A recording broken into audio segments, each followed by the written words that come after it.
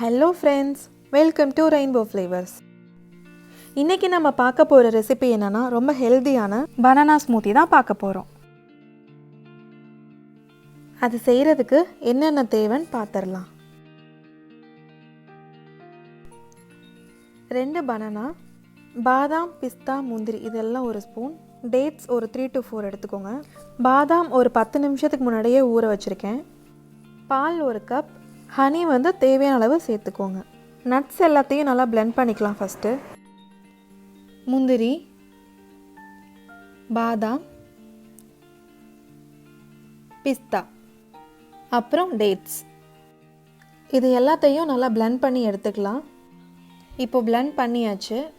இது எல்லாமே ஆப்ஷனல் தான். நியூட்ரிஷனுக்காக தான் இது எல்லாத்தையும் சேர்க்குறேன். உங்களுக்கு வேண்டாம் அப்படின்னா மில்க், ஹனி, பனானா இது மூணுத்தையும் மட்டும் சேர்த்துக்கோங்க.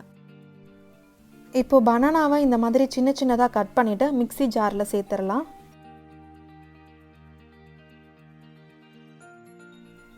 அடுத்து பால் சேர்த்துடலாம். ஹனி வந்து தேவையான அளவு சேர்த்துக்கோங்க. நம்ம நட்ஸு, டேட்ஸு இதெல்லாம் சேர்க்குறனாலேயே ஸ்வீட்டாக தான் இருக்கும். அதனால ஹனி கொஞ்சமாக சேர்த்தாவே போதும். இதோட ஒரு 2 ஐஸ் க்யூப்ஸ் சேர்த்துக்கோங்க. இது எல்லாத்தையும் சேர்த்து நல்லா blend பண்ணி எடுத்துக்கலாம். அவ்வளோதான், நம்ம பனானா ஸ்மூத்தி ரெடி ஆயிடுச்சு.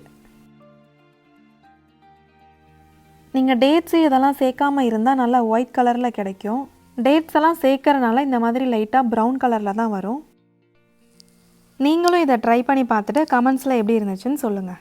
உங்களுக்கு இந்த வீடியோ பிடிச்சிருந்துச்சுன்னா இந்த சேனலை மறக்காமல் சப்ஸ்கிரைப் பண்ணுங்கள். தேங்க்யூ.